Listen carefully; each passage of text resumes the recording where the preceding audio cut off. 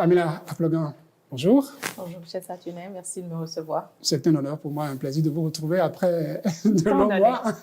Moi, vous n'êtes pas une inconnue, je vais dire, mais pour les téléspectateurs qui reconnaissent pour la plupart certainement votre voix, je vais vous laisser vous-même vous présenter à eux.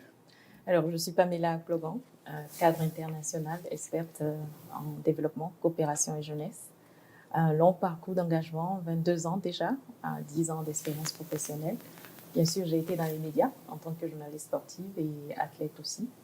Et j'ai travaillé avec Plan International en Afrique de l'Ouest et du Centre en tant que responsable jeunesse au niveau de la région.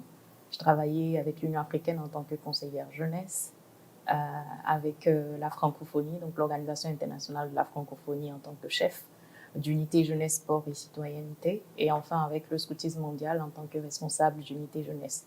Donc ça a été un gros parcours. Déjà, vous voyez la trame de la jeunesse, du sport et de la citoyenneté, mais surtout sur toutes les questions de développement et de coopération. Un mot revenu, jeunesse. En effet. C'est celui-là qui va nous intéresser, ce mot-là, puisque prochainement vous tenez à Porto Novo JED 2025, jeunesse en dialogue. C'est bien ça, avec le thème jeunes citoyens engagés pour le développement du Bénin. C'est Porto Novo qui va l'accueillir au niveau du 4e arrondissement. Dites-nous déjà quoi c'est. Alors, Jeunesse en dialogue, c'est une initiative citoyenne, mais aussi un projet événement qui est né d'une simple conviction. La jeunesse, ce n'est pas que l'avenir, c'est aussi l'aujourd'hui de notre pays. Et cette conviction est partie d'un simple constat. La population du Bénin aujourd'hui est composée à 60% de jeunes. Et je suis convaincue que pour qu'elle puisse jouer son rôle actif et contributeur au développement, il faut qu'elle soit continuellement en dialogue et connectée aux dirigeants, notamment sur les questions de développement et sur tous les enjeux qui la concernent.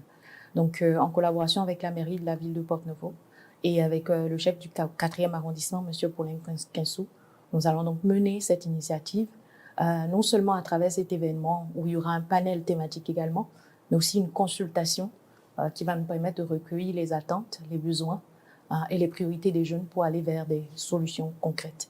Donc pour moi, aujourd'hui, il ne s'agit pas seulement de réunir la jeunesse, mais de faire dialoguer la jeunesse, de la connecter à elle-même, donc avec des pairs, mais aussi avec les leaders sur les questions d'employabilité, d'autonomisation que nous connaissons, qui sont cruciaux.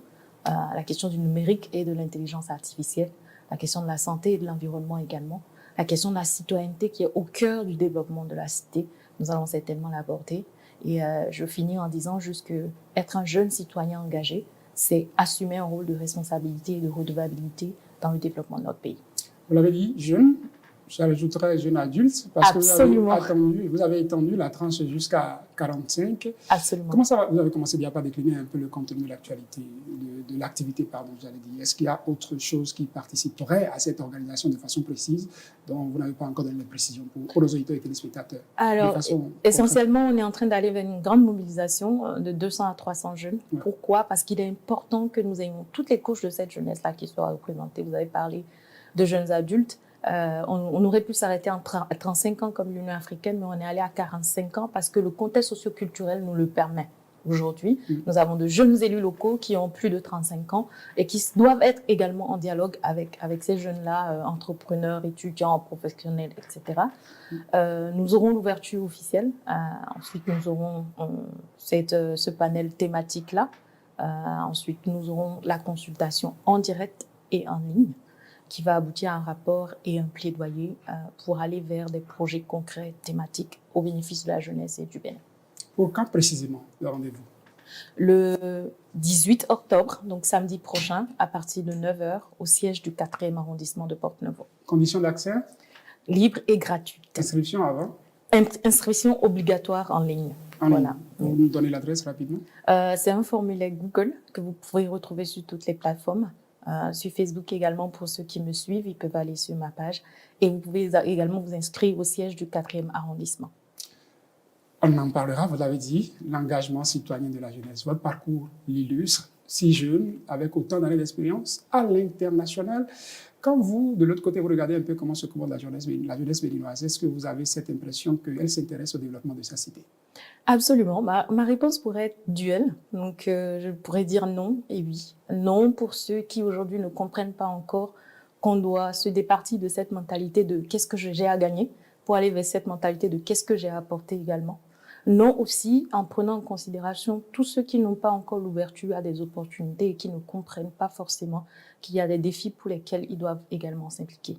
Mais oui, parce qu'on a une jeunesse aujourd'hui qui a ses codes et ses langages. Une jeunesse qui se débrouille, qui entreprend, qui crée des solutions, qui s'affirme et qui s'exprime également, que ce soit en ligne ou dans les communautés. Et donc, c'est cet esprit que nous voulons encourager. Dire, on peut en faire plus, on peut en faire autant que possible, sans attendre que ce soit forcément le gouvernement ou les autorités qui lancent ces actions en tant que jeune. Et mon parcours est un exemple. En se mettant à l'action, on peut s'ouvrir également une carrière. Parce qu'en fait, vous avez longtemps fait le volontariat. Absolument, beaucoup de volontariat et de bénévolat surtout. Ouais. Oui.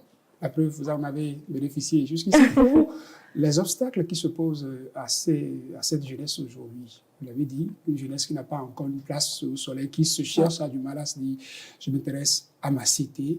Quels sont les facteurs sur lesquels vous attirerez les attentions, les leviers sur lesquels ils pourraient agir pour eux-mêmes se sortir d'affaires et en même temps être plus utiles? Alors, le premier levier que je vois immédiatement, c'est la question de l'éducation.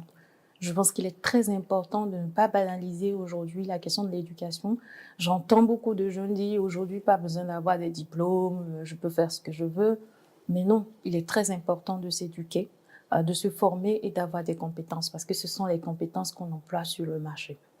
La deuxième question, c'est tout ce qui est la question de l'autonomisation. On a des talents, on a des compétences, on a des passions, il faut les utiliser. Je vous vois, vous, depuis toutes ces années, votre passion pour les médias, pour le journalisme, je le vois. Aujourd'hui, c'est mis au service de l'Assemblée nationale, mais vous avez certainement commencé quelque part, vous êtes formé, vous utilisez votre passion. Et enfin, toute la question, comme on le disait, de l'engagement citoyen. Il y a des causes à défendre. Il y a des enjeux au sein de nos communautés. Il y a nos villes qui ont besoin que nous puissions apporter des solutions. Donc oui, c'est tout un parcours et ensuite, il faut rester en alerte. Il n'y a pas d'opportunité qui puisse nous retrouver assis à la maison. Il faut sortir, créer quelque chose, s'affirmer par rapport à quelque chose, se faire entendre et apporter des solutions concrètes. Pour ces jeunes qui se trouvent dans une certaine légitimité d'attendre des choses des autorités, de l'État, pour que les conditions soient réunies pour leur épanouissement, qu'est-ce que vous leur direz? Je leur dirais tout simplement, l'État central a beaucoup de défis. Le premier... Eux aussi font partie des défis de l'État central, absolument, absolument. Mais le premier devoir d'un citoyen, c'est de pouvoir s'autonomiser également. Donc, votre première responsabilité, c'est de vous éduquer, vous former, de vous créer une voie professionnelle et de contribuer au développement. Quant à l'État, je l'interpelle peut-être directement et au nom de tous ces jeunes qui sont impliqués dans cette initiative que nous organisons le 18, il faut créer le contexte favorable à l'entrepreneuriat et à l'employabilité des jeunes. C'est la seule manière de garantir que la jeunesse demeure consciente et contributrice de notre développement. Votre rencontre intervient à la veille, en période électorale, je dirais, puisque nous sommes là à la période de dépôt des dossiers. Est-ce que ceci entraînerait cela? Absolument pas. C'est une coïncidence peut-être fortuite parce qu'elle va ouvrir les langues et ouvrir le débat sur des questions actuelles, mais il n'y a aucun lien entre les deux. Mais quand on dit intérêt de la cité, on dit également politique. Est-ce que ce n'est pas aussi l'occasion de dire aux jeunes, vous qui dites que la politique ne m'intéresse pas, si vous ne la faites pas comme on le dirait, elle finira par vous le faire. Elle finira par vous faire et c'est peut-être l'intérêt aussi d'avoir des élus locaux dans cet espace de dialogue que nous créons et cet espace pour connecter aussi les jeunes à leurs leaders. Je pense que c'est ça le plus important. Mais oui, faites la politique où elle vous fera. On est tous d'une manière ou d'une autre concernés par la politique puisque la cité elle est gouvernée par des normes, des lois. Elle est gouvernée aussi par un certain nombre de procédures et d'institutions. Ces institutions-là constituent le sérail politique. Nous allons vers des élections présidentielles aujourd'hui et communales. Moi, je dirais juste à la jeunesse, il faut sortir et voter massivement. Faire entendre votre voix, c'est décider qui vous gouverne. Le temps est déjà donné, même avec des candidats jeunes. Certainement. Votre regard sur ça, sans de noms précis donnés? Je dis que c'est une belle candidature. Ça prouve que nous allons vers peut-être une autre ère politique. Le renouvellement de la classe politique. Exactement. Qui va jusqu'à exactement, une transition générationnelle, pourquoi pas. Les conclusions de votre rencontre, quel est le sort qui leur sera réservé? Alors, il y aura un rapport et un plaidoyer public et également un certain nombre de recommandations concrètes. L'objectif, c'est de pouvoir les présenter aux autorités, en commençant par le chef d'arrondissement, puis le maire, et un certain nombre d'autorités au niveau national.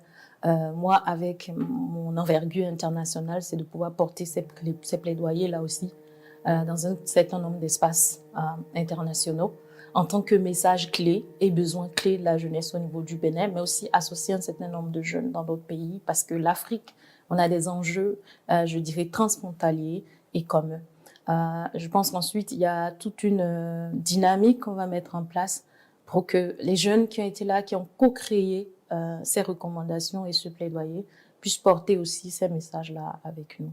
Donc, l'idée, in fine, c'est vraiment d'aller vers un projet concret sur un besoin précis identifié par les jeunes. Ça veut dire que les participants qui viendraient, ils se sépareraient pour ne plus se revoir. Il y a un lien qui sera gardé, un contact. Absolument. Il y a une communauté qui sera créée pour maintenir le lien et pour encourager, comme je l'ai dit, la trame de cet événement, c'est d'encourager, de valoriser l'engagement au service des communautés. JED 2025, c'est la première édition. Est-ce qu'il faut s'attendre à une biennale ou quelle est la périodicité? C'est l'ambition. On ne va peut-être pas tout dévoiler, mais l'ambition, c'est de rendre cet événement pérenne. C'est pour ça que j'appelle cela un projet événement.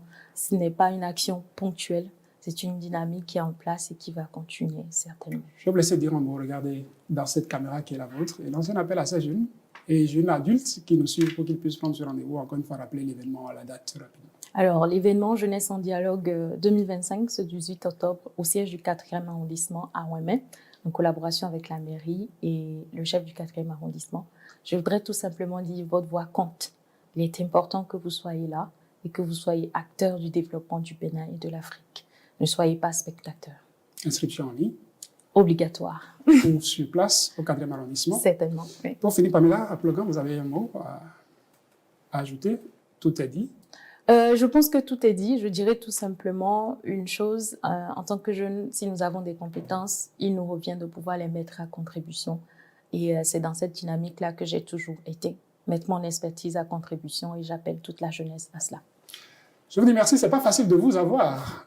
Profitez d'une trêve, d'un nouveau passage au Bénin. C'est un plaisir de venir nous ici. Merci nous beaucoup. sommes la télévision et la radio du peuple, toutes les fois.